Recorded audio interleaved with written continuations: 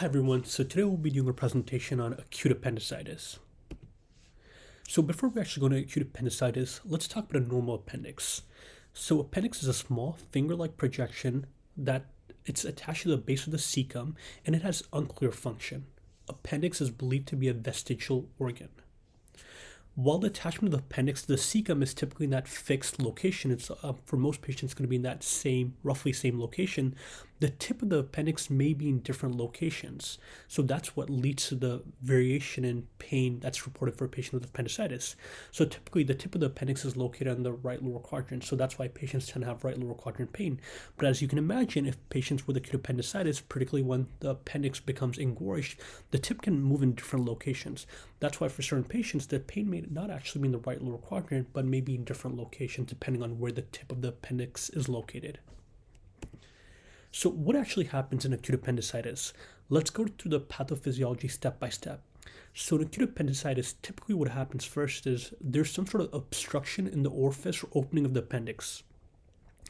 As a result of the obstruction, the appendix becomes engorged and distended, which in turn causes increased interluminal pressure within the appendix, which leads to vascular compromise, inflammation, and ischemia. And then within that distended appendix, eventually you develop bacterial overgrowth as a result of stasis.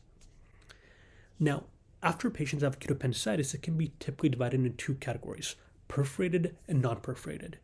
In perforated, there's typically some opening in the appendix which can lead to leakage of that essentially fluid within the appendix, which can cause peritonitis. So perforated tends to have essentially high risk of complications and worse outcome. And so it's really important to remember these two variants of appendicitis, perforated and non-perforated.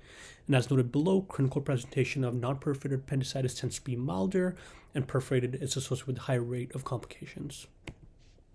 So next, let's talk about the clinical presentation of acute appendicitis. Clinically, most patients will present typically with that right lower quadrant abdominal pain. And typically what happens is pain tends to be periumbilical, and then over time patients will report that from periumbilical the pain migrates to right lower quadrant. Along with that pain, patients will also report nausea, vomiting, they can have fevers or chills, and generalized malaise. As mentioned before, it's incredibly important to remember that this clinical presentation can be incredibly variable. I've seen patients with acute appendicitis where they have the classic clinical presentation of right lower quadrant abdominal pain. Other patients may only have symptoms like nausea, vomiting, and some generalized malaise. So it's important to be aware that the clinical presentation can be variable. And as I discussed in the past, given that the tip of the appendix can be in different locations, the pain may not always be in the right lower quadrant. Sometimes pain may just stay in the periumbilical region or may even be on the left side. So very important to keep that in mind. And it's also important to remember that whenever patients come with abdominal pain, it's really important to create keep in mind a broad differential.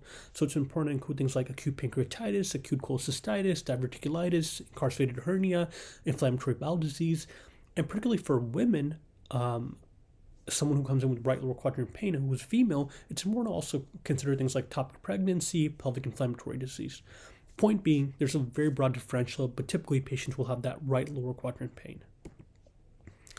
On physical examination, what you'll see is typically patients will have, once again, pain on the right lower quadrant, and there's a particular point that they love testing is a McBurney's point.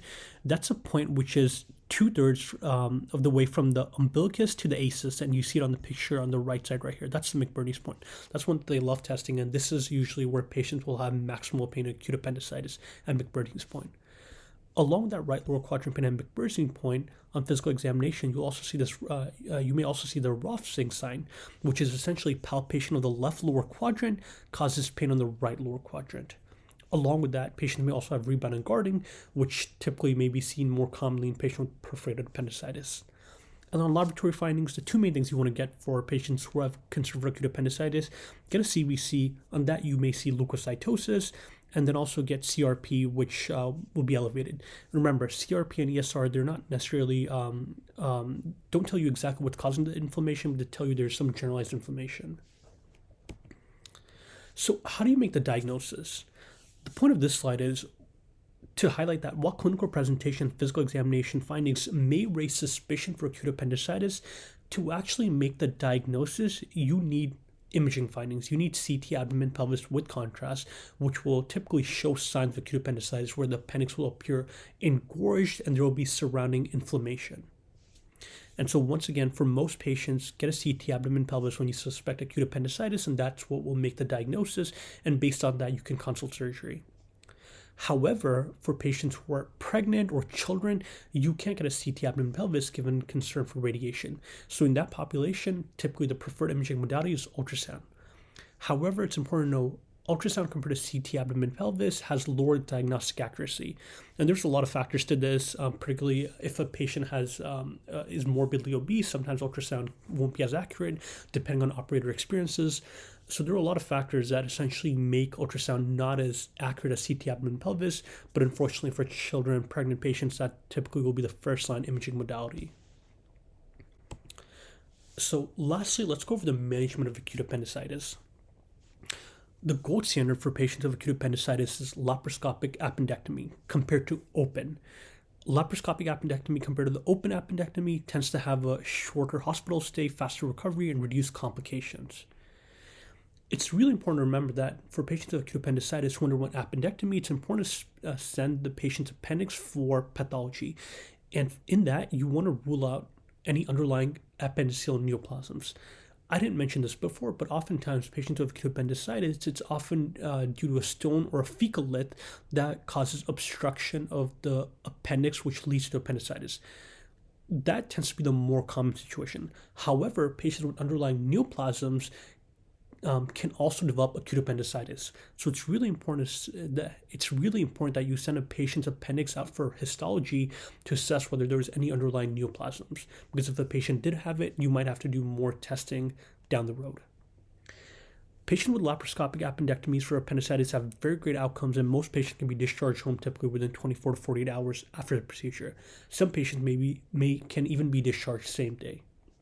So laparoscopic appendectomies have really good outcomes.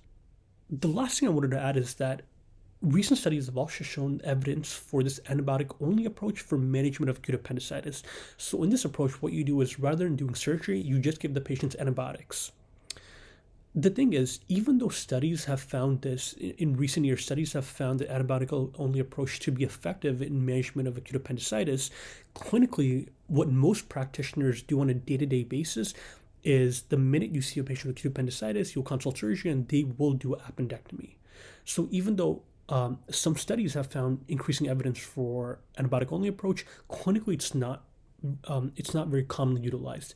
But this is something that in the next few years might be more and more popular, so it's something I recommend reading about it on your own time. And that is going to be it for our presentation of acute appendicitis.